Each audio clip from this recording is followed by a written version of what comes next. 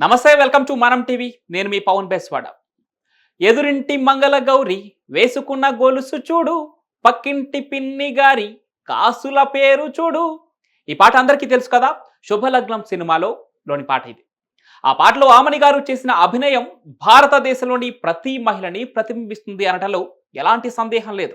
ముఖేష్ అంబానీ ఇంట్లో మొదలు పెడితే మధ్యతరగతి ఇంటి దాకా బంగారం కోసం తాపత్రయపడని మహిళ అంటూ ఉండదు.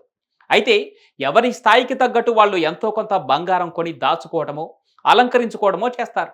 కానీ గత కొన్ని సంవత్సరాలుగా బంగారం సామాన్యులకు అందనంత దూరంగా వెళ్ళిపోయింది. ఇప్పుడు మధ్యతరగతి వాళ్ళు బంగారం కోసం కలలు కనాలన్నా భయపడుతున్నారు. ఆకాశాన్ని తాకుతున్న బంగారం ధరలు సామాన్యుల ఆశల్ని పాతాళానికి తొక్కేస్తున్నాయి. అసలు బంగారం ధరలు అంత పెరిగాయట, ఇంత తగ్గాయట అనుకుంటామే తప్ప ఎందుకు పెరుగుతున్నాయో అని ఎప్పుడైనా ఆలోచించారా? దేశ విదేశాల్లో జరుగుతున్న చాలా విషయాలు బంగారం ధరని డిసైడ్ చేస్తాయని మీలో ఎంతమందికి తెలుసు? అసలు బంగారం పెరగటానికి గల కారణాలేంటి? ఎలాంటి సమయాల్లో బంగారం రేటు తగ్గుతుందో ఈ వీడియోలో తెలుసుకుందాం. బంగారం ధరలు పెరగటానికి అసలు కారణాలను స్పష్టంగా చెప్పాలంటే ఇది ఒక్క కారణంతో మాత్రమే జరగదు. అనేక అంశాలు కలిసి ప్రభావం చూపిస్తాయి. మీకు సులభంగా క్లియర్గా అర్థమయ్యేలా చెప్తాను, వినండి. డాలర్ విలువ తగ్గటం బంగారం ధరను ప్రాముఖ్యంగా అమెరికా డాలర్ ప్రభావితం చేస్తుంది. అమెరికా డాలర్ బలహీన పడితే బంగారం ధర పెరుగుతుంది. ఎందుకంటే డాలర్ విలువ తగ్గినప్పుడు బంగారం కొనుగోలు చేయడానికి ఎక్కువ డబ్బు అవసరమవుతుంది. ఆర్థిక అస్థిరత. ప్రపంచంలో ఎక్కడైనా మాంద్యం వస్తే, స్టాక్ మార్కెట్లు కుప్పకూలితే లేదా యుద్ధాలు మొదలైతే పెట్టుబడిదారులు తమ డబ్బును సురక్షితమైన ఆస్తుల్లో పెట్టడానికి చూస్తారు. బంగారం అటువంటి సందర్భాల్లో సురక్షిత పెట్టుబడిగా మారుతుంది. దీనివల్ల డిమాండ్ పెరిగి ధరలు కూడా పెరుగుతాయి. ద్రవ్యోల్బణం. భారతదేశంలోనే కాదు, ప్రపంచవ్యాప్తంగా కూడా ద్రవ్యోల్బణం పెరుగుతూనే ఉంది. ద్రవ్యోల్బణం అంటే వస్తువుల ధరలు పెరగటం వల్ల మన చేతిలో ఉన్న డబ్బు విలువ తగ్గటం. ఈ పరిస్థితిలో పెట్టుబడిదారులు తమ డబ్బును బంగారంపై పెట్టడం ఎక్కువగా ఇష్టపడతారు. డిమాండ్ మరియు సప్లై. భారత్లో వివాహాలు, పండుగల సీజన్లో బంగారం కొనుగోళ్లు ఎక్కువ అవుతుంటాయి. అదే సమయంలో బంగారం ఉత్పత్తి తక్కువైతే ధరలు పెరుగుతాయి. డిమాండ్ ఎక్కువ, సప్లై తక్కువ అయితే ధరలు ఆటోమేటిక్గా పైకి పోతుంది. వడ్డీ రేట్లు. అమెరికా ఫెడరల్ రిజర్వ్ లాంటి సంస్థలు వడ్డీ రేట్లను తగ్గిస్తే బ్యాంకుల్లో డబ్బు ఉంచడం కంటే బంగారంలో పెట్టుబడి పెట్టడానికి జనం మొగ్గు చూపుతారు.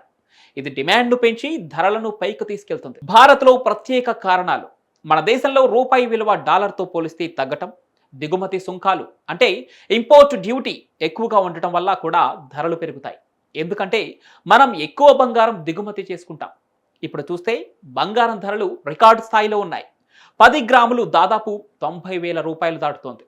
సడన్గా 10 గ్రాముల బంగారం 10,000 రూపాయలకు తగ్గాలంటే అది చాలా పెద్ద మార్పు. కాబట్టి కొన్ని ముఖ్యమైన ఆర్థిక ప్రపంచ పరిస్థితులు ఒకేసారి మారాలి. మీకు స్పష్టంగా సరళంగా చెప్పడానికి ప్రయత్నిస్తాను. డాలర్ విలువ బాగా పెరగాలి. బంగారం ధర అమెరికా డాలర్తో ముడిపడి ఉంటుంది. డాలర్ చాలా బలంగా మారితే, అంటే రూపాయితో పోలిస్తే డాలర్ విలువ బాగా పెరిగితే బంగారం ధర తగ్గుతుంది. ఉదాహరణకు ఒక డాలర్ ఇప్పుడు 83 రూపాయలుంటే అది 50 రూపాయలకు పడిపోతే బంగారం ధర కూడా దిగొస్తుంది. ప్రపంచ ఆర్థిక స్థిరత్వం. ప్రపంచవ్యాప్తంగా యుద్ధాలు, సంక్షోభాలు లేకుండా ఆర్థిక వ్యవస్థలు స్థిరంగా ఉంటే బంగారం మీద డిమాండ్ తగ్గుతుంది. జనం స్టాక్ మార్కెట్లు, బాండ్లపై పెట్టుబడి పెడతారు కాబట్టి బంగారం ధర పడిపోతుంది. ద్రవ్యోల్బణం తగ్గాలి. ద్రవ్యోల్బణం బాగా తగ్గితే డబ్బు విలువ పెరుగుతుంది. దీనివల్ల బంగారం కొనడానికి తక్కువ డబ్బులు చాలు, ధరలు దిగొస్తాయి. వడ్డీ రేట్లు పెరగాలి. అమెరికా లాంటి దేశాల్లో వడ్డీ రేట్లు బాగా పెరిగితే బ్యాంకుల్లో డబ్బు ఉంచడం లాభదాయకంగా మారుతుంది. జనం బంగారం కొనడం తగ్గిస్తారు, డిమాండ్ పడిపోతుంది, ధర కూడా దిగొస్తుంది. ఇక బంగారం ఉత్పత్తి పెరగాలి. బంగారం సప్లై బాగా పెరిగితే మార్కెట్లో ఎక్కువ బంగారం ఉంటుంది, కాబట్టి బంగారం ధర కూడా తగ్గుతుంది. అయితే ఇది సహజంగా తక్కువగా జరుగుతుంది, ఎందుకంటే బంగారం మైనింగ్లు చాలా పరిమితంగా ఉన్నాయి. ఇక భారత్లోని ప్రత్యేక పరిస్థితులు. రూపాయి విలువ డాలర్తో పోలిస్తే బలపడాలి. బంగారం మీద దిగుమతి సుంకాలు తగ్గాలి. వివాహాలు, పండుగల సీజన్లో కూడా బంగారం డిమాండ్ తగ్గాలి. ఇవన్నీ జరిగితే ధరలు ఇండియాలో తగ్గే అవకాశం ఉంటుంది.